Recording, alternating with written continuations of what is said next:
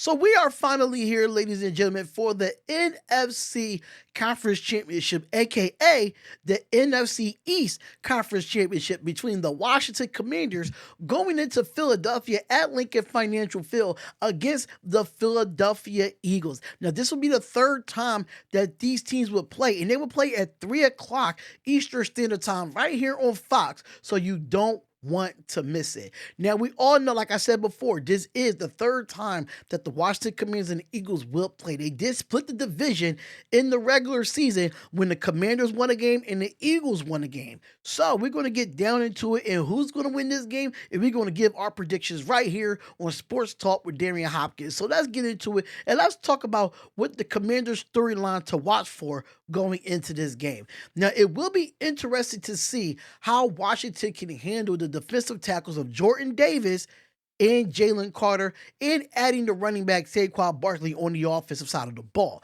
Now, the Commanders' right guard Sam Cosmi has faced Carter the first two meetings against the Eagles, but he tore his right ACL against the Detroit Lions, and he's going to be done for the season. Now, I can say it's going to be uncertain who will start there, but the replacement won't be as Sam Cosmi's caliber. But I can say this.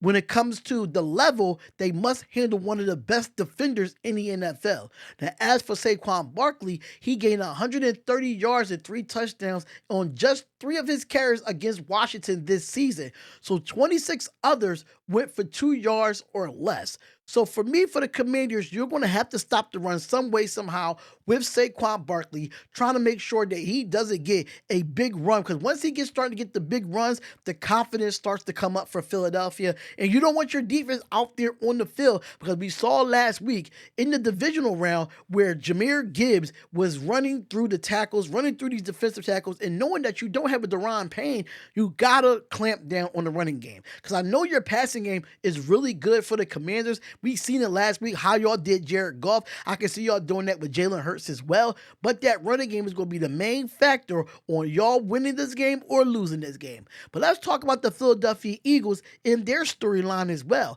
Now, when it comes to the Eagles storyline, you have to watch for the quarterback, Jalen Hurts. Now, he injured his left knee last week in the divisional round win over the Los Angeles Rams. He did rush for six times, 71 yards before even wrestling down awkwardly in that third quarter. He only rushing stats afterwards came with the kneel down to the end of the game. But Barkley, like he said, Barkley is going to be the main factor of this running game. I don't see Jalen Hurts trying to run the ball that much, knowing that he hurt his knee last week. But Jalen's going to be Jalen, according to Saquon Barkley and what he said. He said questions remain just how mobile Hurts would be when it comes to this title game. Now, my bold prediction when it comes to this game, in my personal opinion, that Barkley and Hurts will combine for at least 42 rushing attempts. No team in the league invites opponents to rush more than the Commanders, who play a nickel 95% of the time against 12 of 21 personnel, and Washington has a negative 10% pass rate over the expectation. That is the lowest in the NFL. Now, stats that you need to know going into this game. Now, this is the 5th time that the Commanders and the Philadelphia Eagles played in the NFC Championship between two NFC East teams. Now, the first since 1986, which I was born in, so you know I'm telling my age there, since 1986. The previous 2 winners was in 1982 Washington and 1986 Giants, who won the Super Bowl that year.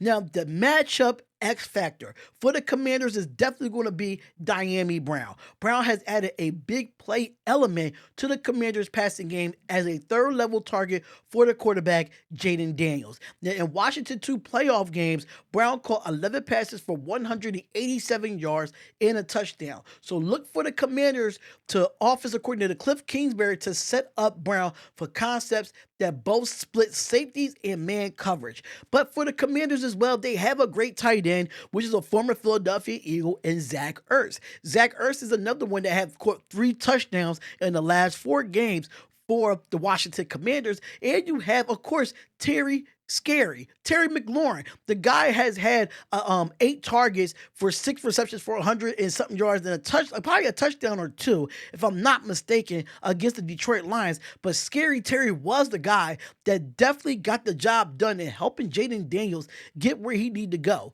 But at the end of the day, I like Jaden Daniels in this game with having Austin Eckler and having Brian Robinson Jr. and you're having so many other weapons. I want to see what the Philadelphia Eagles can do against this team. Now, for the Philadelphia Eagles side of the ball, now they do have some great wide receivers over there as well with Devontae Smith, A.J. Brown, and Dallas Goedert. Even Jahan Dotson. Jahan Dotson is a former Commander now going up against his former team for the 3rd time. This is going to be a very interesting game, especially for both defenses. Now, like I said before, the Commanders' defense have to stop the run because they are great against the pass. I think Jared Goff threw about 3 or 4 interceptions last week in the divisional playoff, and they shut Jared Goff down. He's a great passer in this NFL, probably one of the MVP candidates in this league. And now the Commanders shut him down and shut down the receivers of Jameson Williams. Now you have a bigger task to do A.J. Brown, Devontae Smith, Jahan Dotson, and Dallas Goedert.